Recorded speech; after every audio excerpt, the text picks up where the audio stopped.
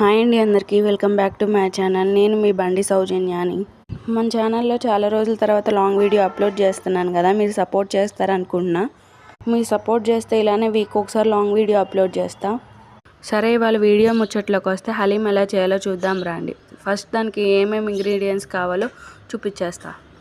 First 2 table spoon బియ్యం, కందిపప్పు, మినప్పప్పు, పెసరపప్పు, శనగపప్పు, గోధుమ రవ్వ, ఎర్ర కందిపప్పు, జీడిపప్పు, బాదం పప్పు, బార్లీ ఇవన్నీ తీసుకున్నాక 3 టైమ్స్ కడిగి బాగా పక్కన పెట్టాలి.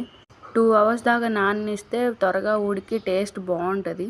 ఉడికిన తర్వాత దించేసి ఒక హాఫ్ అన్ అవర్ దాకా బాగా చల్లారనివ్వాలి.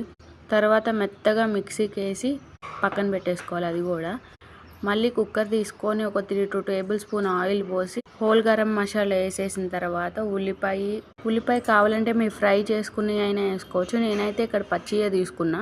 అది వేగిన తర్వాత అల్లం వెల్లుల్లిపాయ పేస్ట్ వేసి అల్లం వెల్లుల్లిపాయ పేస్ట్ పచ్చివాసన పోయేదాకా వేగిన తర్వాత చికెన్ వేసేయాలి. చికెన్ కొంచెం బాయిల్ అయిన తర్వాత ఉప్పు, కారం, పసుపు, ధనియాల పొడి, చికెన్ మసాలా వేసుకున్నాను నేనైతే. ఇంకా మీరు ఏమేమి మసాలాలు కావాలంటే అవి వేసుకోవచ్చు.